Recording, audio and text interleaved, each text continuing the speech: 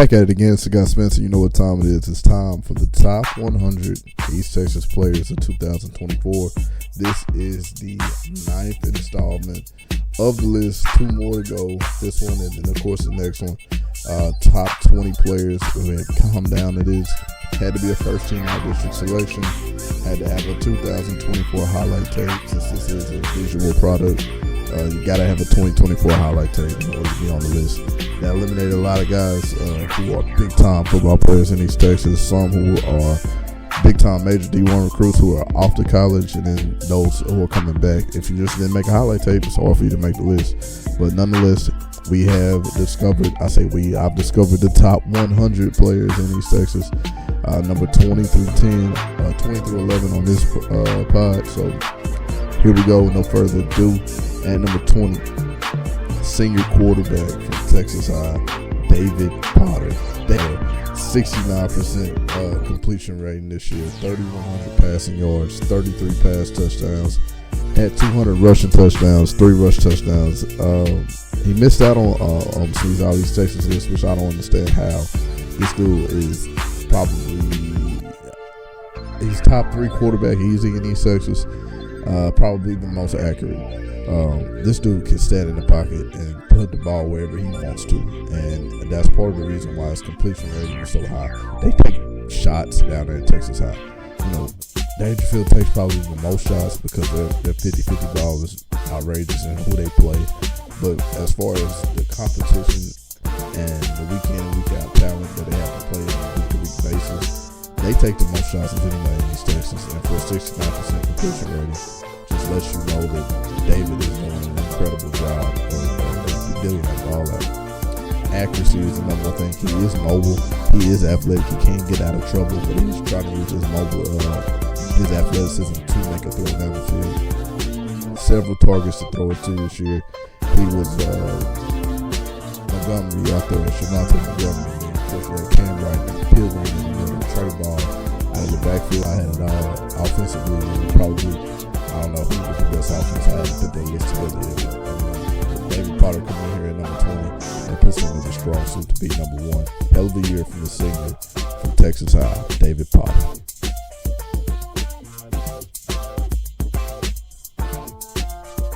At number 19, junior defensive lineman from Lindale, Texas, Kaleb Walker.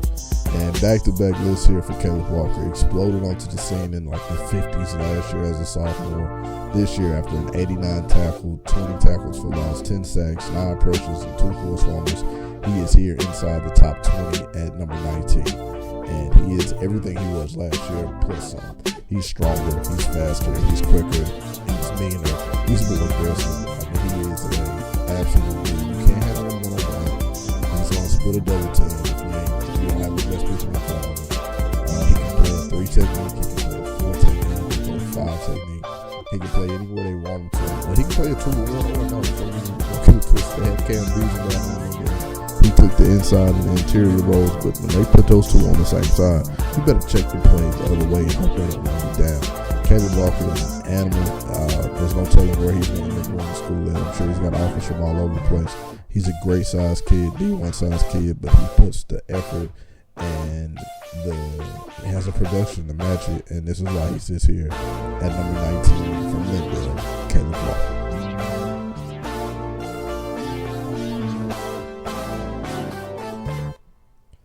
At number 18, a senior from Longview, Texas, from Spring Hill, it is the running back, Trevor Allen.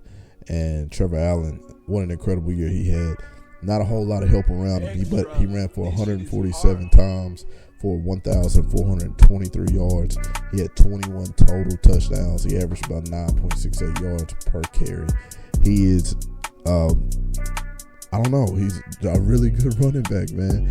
I don't know how he's at Spring Hill. The Longview inside of me is mad. He should have been a Lobo. No, I'm just kidding, man. What an incredible career he had.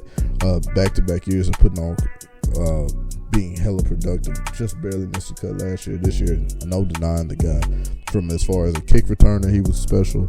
As far as a running back, he's just absolutely special. He has one of the best balances of power and speed and breaking balance of power, speed, breaking tackle ability. Has one of the best top end speeds in East Texas. Not really even sure where he's going to school at. This dude is a gem. He is very, very special, and he pops up here on the list at number 18 after an incredible senior year for Spring Hill, Trevor Allen.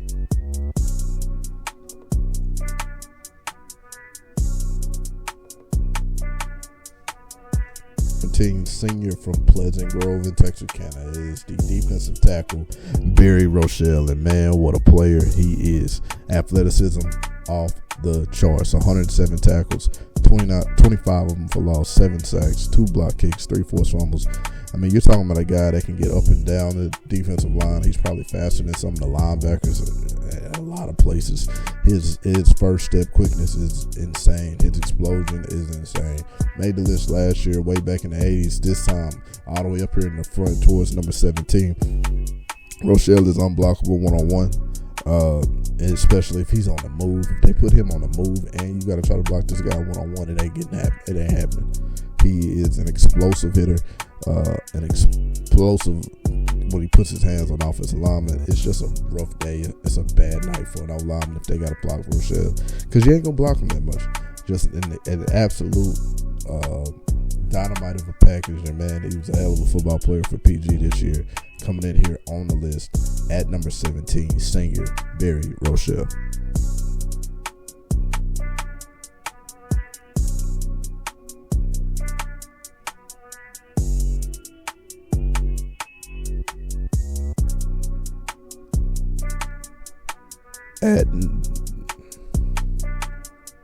At number 16, junior defensive tackle from Kilgore, Cameron Christian. And man, what a player this dude is. Absolute stump in the middle of the defensive line. Cameron Christian just does whatever he wants to. He is a guy that can hold the point and allows linebackers to be free. Those guards and centers really never get up to the second level for those guys at Kilgore, because Cameron Christian is one of those defensive tackles that just holds the point down. Not only can he hold the point down, he can make plays for himself. 106 tackles, 11 tackles for loss, and 7 sacks. Does a really good job of transferring from playing the run to playing the pass. Stops the run first, sees it's a pass, puts on a pass move. And for a defensive tackle to have 7 sacks, especially in the league that they play in, the conference that they play in, where guys are trying to get the ball out of their hands fast. And on top of getting the ball out of their hands fast, they're running it a lot in that district that he plays in. 7 sacks is insane. A constant mainstay in the backfield. A constant mainstay for this defense. One of the best defensive players from Kilgore this year. And Kilgore had a bunch of great defensive players. A lot of guys from Kilgore made the list. I don't even know the number right now, but one of these things we'll have to look up when we break this list down. But what an incredible year from the junior. He's probably going to have every offer in the world by the end of this spring, by the time they get through looking at this cat. But I think the world over when he comes here at number 16, the junior from Kilgore, Cameron Christian. At number 15, a sophomore quarterback from Edgewater, Trevor Golightly. And for you to be from Edgewater, for you to be a sophomore making the list at this high, you had to go off. So let's just talk about the numbers. 3,480 yards passing, 40 touchdowns and 12 picks.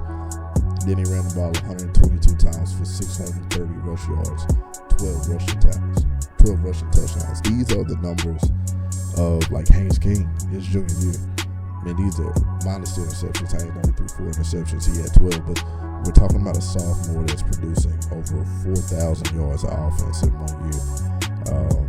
He is electric. He is, I don't want to call him it, but he is what he is. He's young Menzel. He's a dude that can do it all.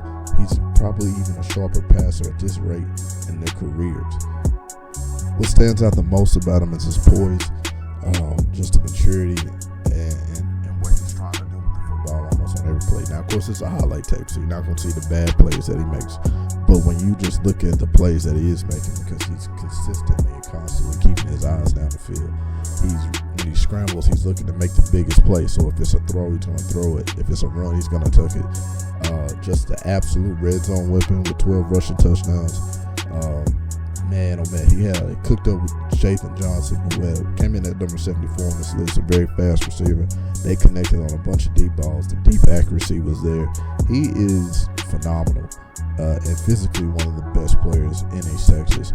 And just because he's from Edgewood and a sophomore, I couldn't just put him in the back where I initially had him. And just watching this dude's tape, he's one of the best in East Texas. There ain't too many that's better than him. And that's why he pops up here on the list at number 15, Trevor Golightly.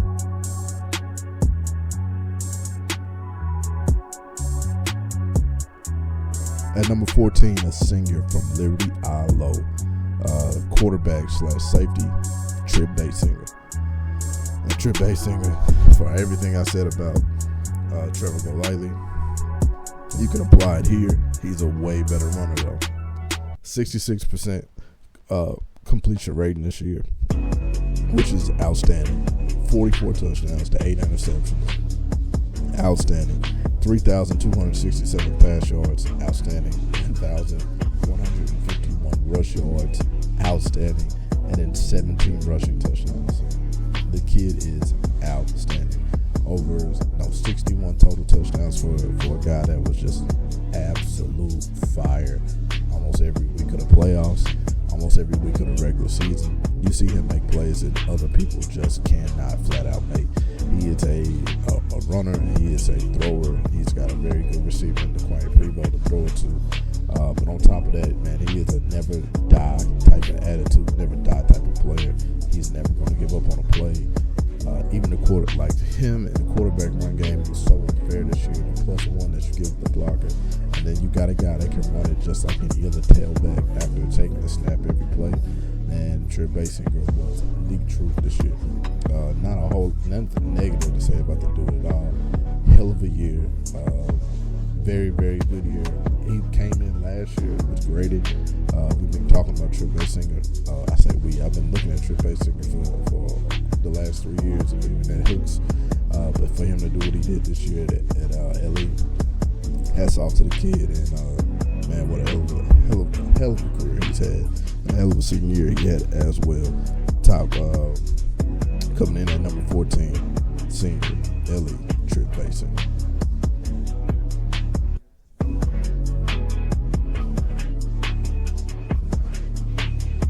13, a senior from Longview from Pine Tree. It is a linebacker, and it is Seth McFarland.